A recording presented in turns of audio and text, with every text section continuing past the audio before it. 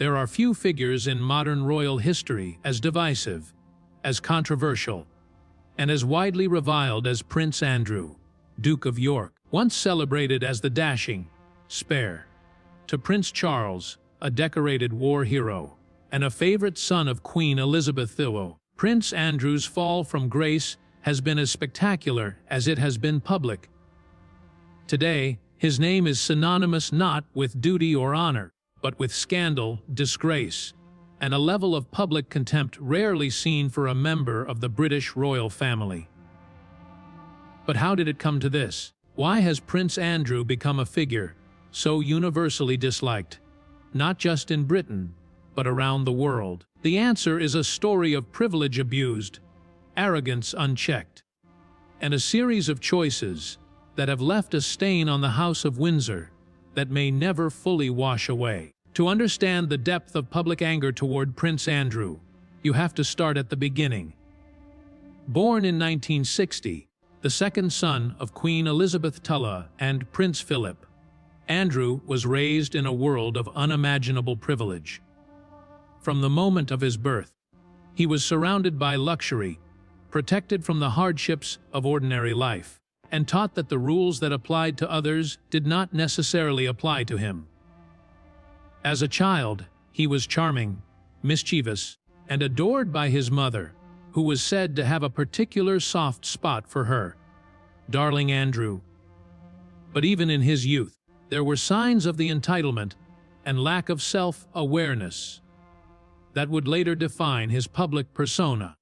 Andrew's early adulthood was marked by a brief period of genuine achievement. He served with distinction as a helicopter pilot in the Falklands War, earning praise for his bravery and composure under fire. For a time, he was the royal family's golden boy, a war hero, a bachelor prince, and a symbol of a modern, more relatable monarchy. The press dubbed him Randy Andy for his playboy lifestyle, but the public largely forgave his indiscretions, charmed by his good looks and easy confidence. But as the years passed, the charm wore thin. Andrew's reputation for arrogance, extravagance, and poor judgment began to overshadow his earlier accomplishments. He was known for his lavish spending, his love of luxury, and his tendency to surround himself with questionable characters. His marriage to Sarah Ferguson, the Duchess of York, was a tabloid sensation filled with drama, infidelity, and ultimately, divorce. The couple's financial mismanagement and headline-grabbing antics only added to the sense that Andrew was a man out of touch with reality, living in a bubble of privilege and denial. Yet, for all his flaws, it was not until the 21st century that public opinion truly turned against Prince Andrew.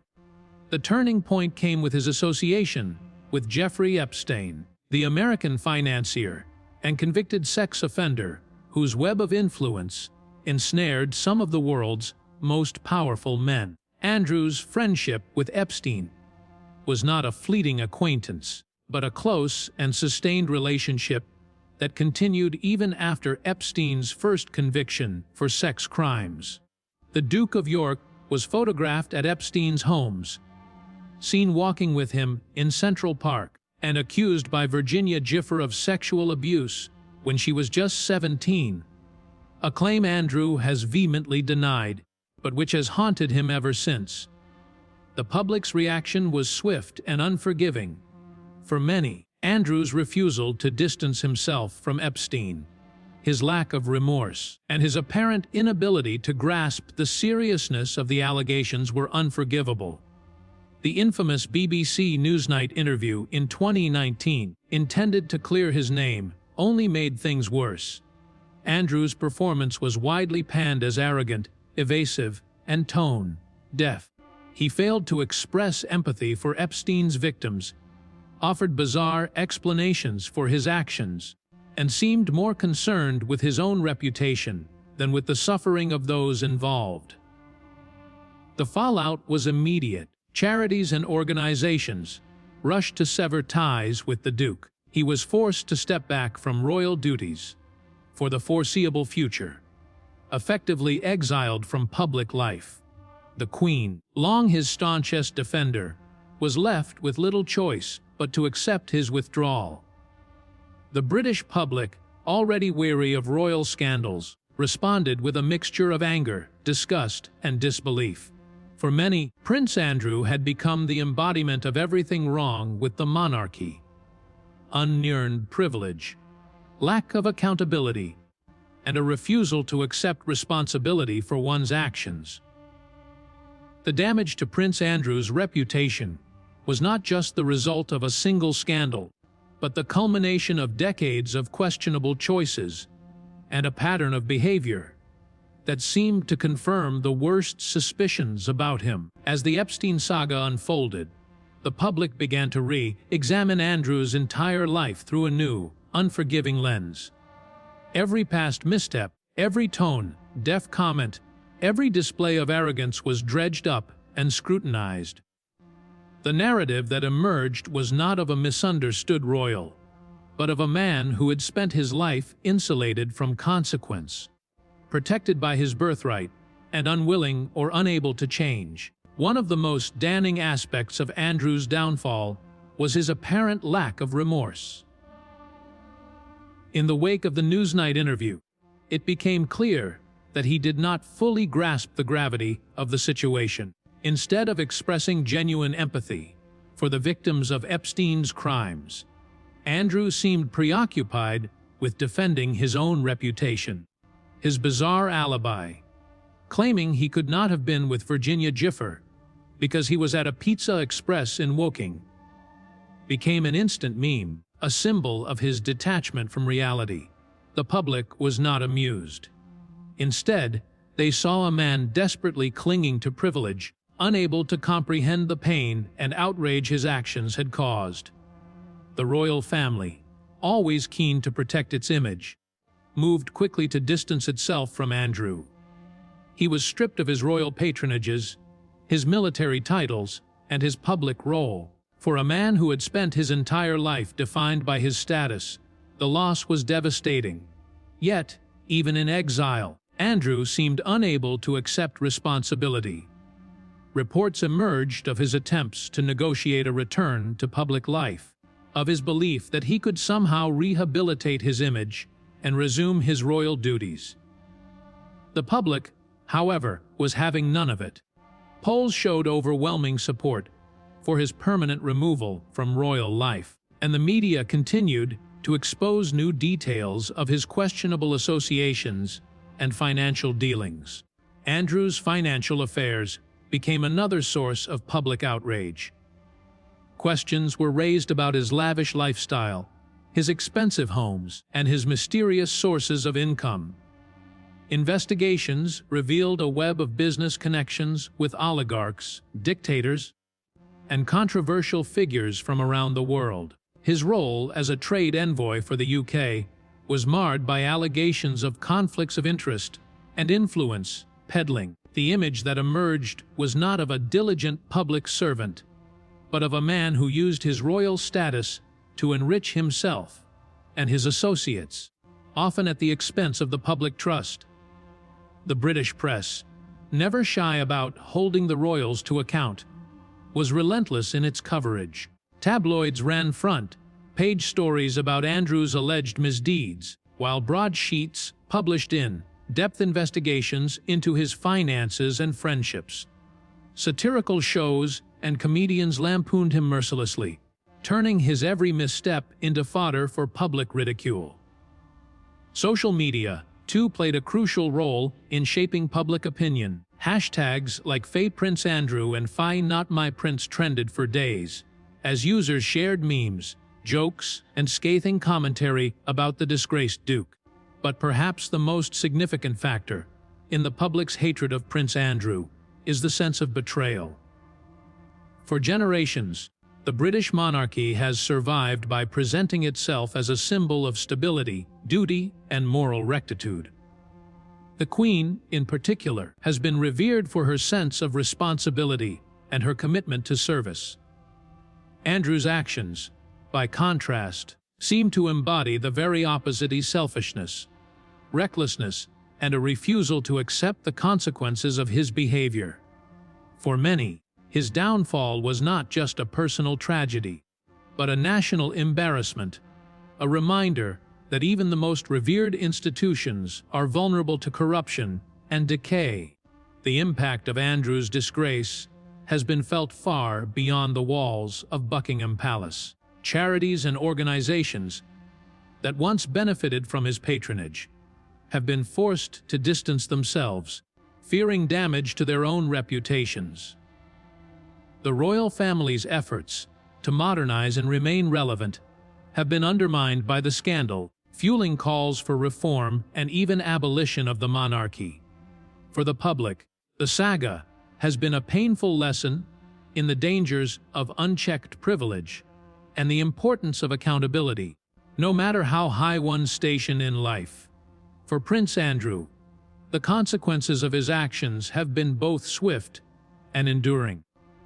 The world watched as he was stripped of his royal titles and military honors, a public humiliation that would have been unthinkable just a few years earlier. The Queen, who had always been his staunchest defender, was forced to make the painful decision to distance herself from her own son for the sake of the monarchy. The image of Andrew standing alone, excluded from royal events and ceremonies, became a powerful symbol of his fall from grace. A prince without a purpose, a man without a country. But the repercussions have not been limited to the royal family. The scandal has had a profound impact on Andrew's personal life, leaving him isolated and shunned by many of his former friends and associates. Invitations to high society events dried up. His once glamorous social circle shrank as people sought to avoid the taint of association. Even his daughters, Princess Beatrice and Princess Eugenie, have been forced to navigate the fallout, their own reputations tarnished by their father's disgrace. The pain of seeing his family suffer as a result of his actions is a burden that Andrew must now carry, perhaps for the rest of his life. Financially, Andrew's situation has become increasingly precarious. With his royal duties gone and his public image in tatters, lucrative opportunities have all but vanished. Reports of mounting legal bills, the sale of prized assets, and questions about how he can afford his lavish lifestyle have only fueled public suspicion. The settlement he reached with Virginia Gifford, reportedly in the millions, was a final, devastating blow, both to his finances and to any hope of clearing his name. The fact that the settlement was reached without an admission of guilt did little to sway public opinion. For many, it was seen as an implicit acknowledgement of wrongdoing. The legal battles may be over, but the court of public opinion has rendered its verdict. In the eyes of many, Prince Andrew is irredeemable, a symbol of everything that is wrong with the monarchy, and with the culture of privilege that has allowed men like him to evade accountability for so long. The anger is not just about what he did, but about what he represents: a system that protects its own, that places the interests of the powerful above those of the vulnerable, that resists change even in the face of overwhelming evidence. The media's relentless focus on Andrew's downfall has only intensified the public's animosity. Every new revelation, every leaked email or photograph, every awkward attempt at rehabilitation is met with a fresh wave of outrage. The Newsnight interview, intended as a moment of transparency, has become a cautionary tale, a masterclass in how not to handle a crisis. Andrew's inability to express genuine remorse, his evasive answers, and his apparent lack of empathy for Epstein's victims have become defining features of his public persona. The memes, the jokes, the endless commentary on social media have ensured that his reputation will never recover. But perhaps the most damning aspect of Andrew's story is the sense that he still does not understand the depth of public anger. Reports of his attempts to return to public life, of his belief that he can somehow rehabilitate his image, are met with disbelief and derision. The British public, once willing to forgive the indiscretions of a wayward prince, has lost patience. The world has changed, and the old rules no longer apply. In an era of Me Too and growing demands for accountability, Andrew's refusal to accept responsibility is not just tone-deaf, it is unforgivable. For the royal family, the scandal has been a wake-up call. The need for transparency, for genuine reform, for a new kind of leadership has never been more urgent. The Queen's decision to distance herself from Andrew was a necessary step, but it may not be enough to restore public trust. The monarchy's future now depends on its ability to learn from the past, to hold its members to the same standards as everyone else, and to demonstrate that no one is above the law. The story of Prince Andrew's downfall is not just a personal tragedy. It is a cautionary tale for the entire British monarchy. For centuries, the royal family has survived scandals, wars, and shifting public attitudes by adapting, modernizing, and, when necessary, sacrificing its own. But the scandal surrounding Prince Andrew has tested the institution in ways few could have predicted. It has exposed the limits of royal privilege, the dangers of unchecked entitlement, and the growing demand for accountability in a world that is less willing than ever to forgive or forget. The public's anger toward Andrew is rooted in more than just his association with Jeffrey Epstein. It is about a lifetime of behavior that seemed to confirm the worst stereotypes about the aristocracy, arrogance, entitlement, and a belief that the rules do not apply. Andrew's lavish spending, his questionable business dealings, and his apparent disregard for the consequences of his actions have all contributed to a sense of betrayal. For many, he is the embodiment of a system that rewards birth over merit, connections over character, and secrecy over transparency. The impact of the scandal has rippled far beyond Andrew himself. Charities and organizations that once benefited from his patronage have been forced to cut ties, sometimes at great cost to their own missions. Military regiments that once counted him as an honorary colonel have had to remove his name from their rolls. Even the Queen's Platinum Jubilee celebrations were overshadowed by questions about Andrew's presence, with many in the public and the press demanding that he be excluded from official events. The royal family, so skilled at managing its image, has found itself on the defensive, struggling to contain the damage and reassure a skeptical public. For Andrew, the isolation has been profound. Once a fixture at royal events, he is now rarely seen in public. When he does appear, it is often in the company of his mother, a reminder of the Queen's enduring loyalty, but also of the limits of even her influence. The sight of Andrew riding to church with the Queen, or standing beside her at family gatherings, has become a source of controversy, with critics accusing the monarchy of sending mixed messages about accountability and forgiveness. The scandal has also taken a toll on Andrew's daughters, Princess Beatrice and Princess Eugenie. Both women have worked hard to carve out their own identities, pursuing careers and charitable work outside the royal spotlight. Yet, they cannot escape the shadow of their father's disgrace. Every public appearance, every interview, is colored by questions about Andrew. The pain of seeing their family's name dragged through the mud is a burden they must bear, through no fault of their own. The British public, for its part, has shown little appetite for forgiveness. Polls consistently show that Andrew is the least popular member of the royal family, with approval ratings that have plummeted to historic lows. Calls for him to be stripped of his titles, to lose his place in the line of succession, and even to face criminal charges have grown louder. The sense of outrage is not limited to Britain Around the world, Andrew's name has become a byword for scandal and disgrace. The media, too, has played a crucial role in shaping public opinion. Investigative journalists have uncovered new details about Andrew's finances, his friendships, and his attempts to rehabilitate his image. Documentaries, podcasts, and books have explored every aspect of the scandal, ensuring that it remains in the public consciousness. Social media has amplified every misstep, every awkward photograph, every ill-advised statement, turning Andrew into a global symbol of royal failure.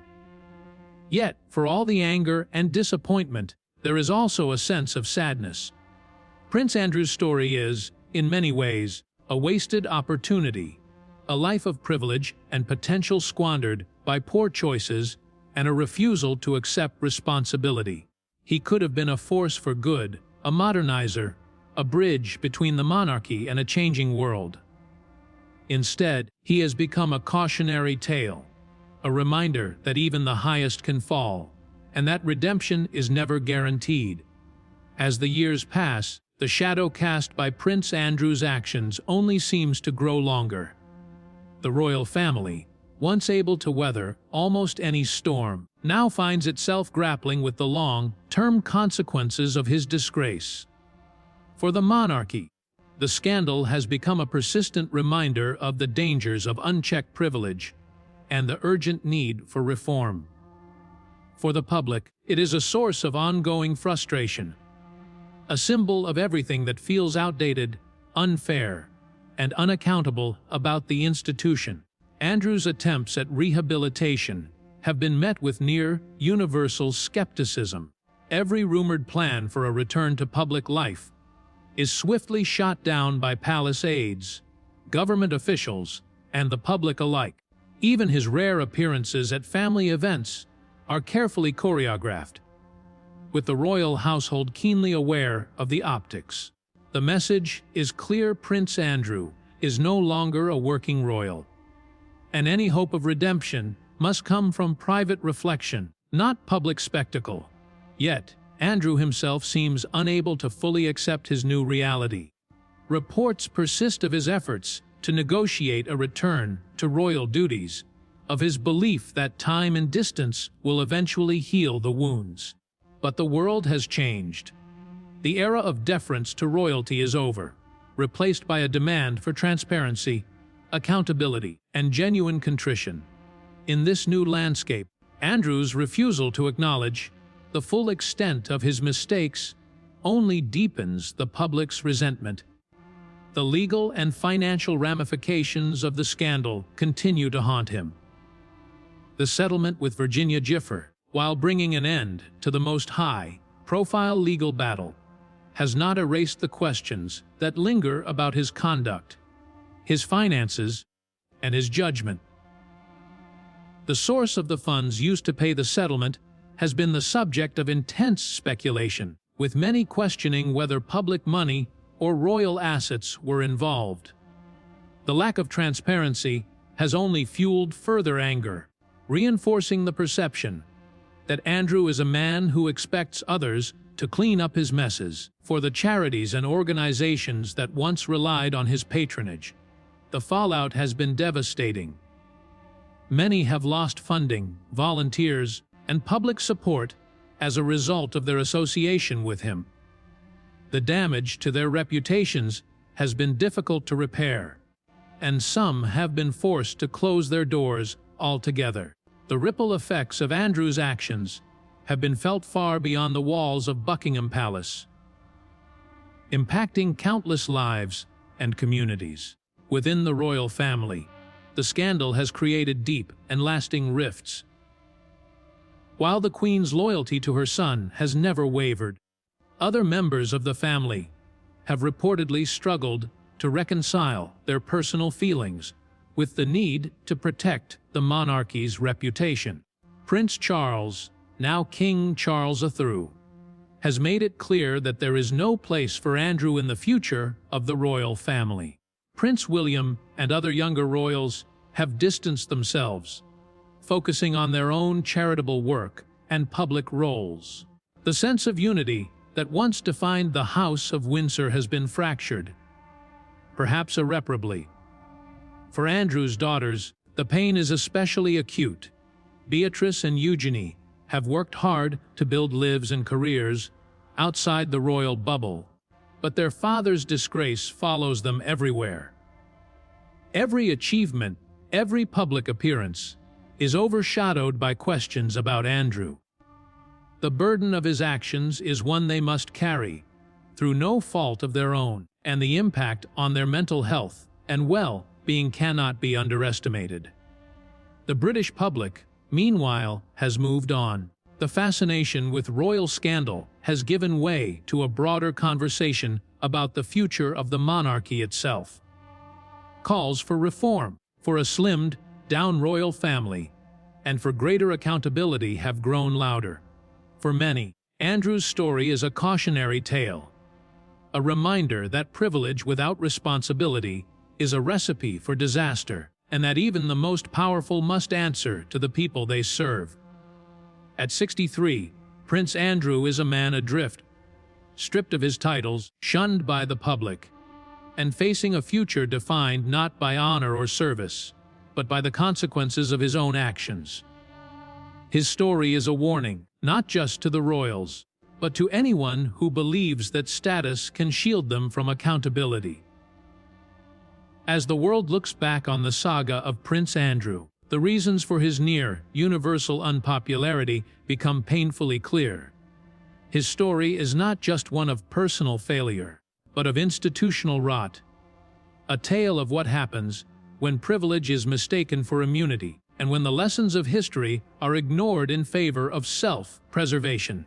At 63, Prince Andrew stands as a cautionary figure, a living reminder that no amount of royal blood can protect someone from the consequences of their actions forever. The public's anger toward Andrew is rooted in a sense of betrayal. For decades, the British monarchy has asked for trust, for loyalty, for the benefit of the doubt. In return, it has promised service, dignity, and a commitment to the public good. Andrew's actions, his friendship with Jeffrey Epstein, his evasions, his lack of remorse, have shattered that fragile contract. He has become the embodiment of everything the public fears about unchecked powered arrogance, entitlement, and a refusal to accept responsibility. The damage extends far beyond Andrew himself. The royal family, once seen as a unifying force in British life, has been forced to reckon with the fallout of his disgrace. The Queen's decision to strip him of his titles and public roles was a necessary step, but it came too late for many. The sense that the monarchy protected its own, even in the face of overwhelming evidence, has left a bitter taste. For some, it has fueled calls for reform, for a more transparent and accountable institution. For others, it has raised questions about the very future of the monarchy in a modern, democratic society. Andrew's attempts at redemption have only deepened the public's resentment. His rare public statements, his reported belief that he can one day return to royal duties, and his continued presence at family events are seen not as signs of contrition, but as evidence of a man who still does not understand the gravity of his situation. The world has moved on, but Andrew remains stuck in the past, unable or unwilling to accept that the rules have changed. For his daughters, Beatrice and Eugenie, the consequences are deeply personal. They have been forced to navigate a world in which their father's name is synonymous with scandal. Every achievement, every milestone, is overshadowed by questions about Andrew. The pain of seeing their family's reputation dragged through the mud is a burden they will carry for years to come. The impact on their mental health, their relationships, and their sense of self cannot be overstated. Within the royal family, the scandal has left scars that may never fully heal. The Queen's unwavering support for her son was both a testament to her love and a source of controversy. King Charles III, and the younger royals have made it clear that there is no path back for Andrew, but the divisions remain. The sense of unity that once defined the House of Windsor has been fractured, perhaps permanently. The charities and organizations that once relied on Andrew's patronage have suffered as well. Many have lost funding, volunteers, and public support. The damage to their reputations has been difficult to repair, and some have been forced to close their doors. The ripple effects of Andrew's actions have been felt far beyond the walls of Buckingham Palace, impacting countless lives and communities. For the British public, the saga of Prince Andrew is a lesson in the dangers of unchecked privilege and the importance of accountability. It is a reminder that no one, not even a prince, is above the law. The anger, the disappointment, and the sense of betrayal are not just about Andrew. They are about a system that allowed him to believe he was untouchable. As Prince Andrew faces the twilight of his life, he does so as a man diminished, stripped of honor, shunned by the public, and haunted by the consequences of his own choices. His story is a warning to the powerful, a call for reform, and a testament to the enduring power of public opinion. In the end, why does everyone truly hate Prince Andrew? Because he represents the very worst of what privilege can become when it is left unchecked, a legacy not of service, but of scandal, and a name that will forever be associated with disgrace.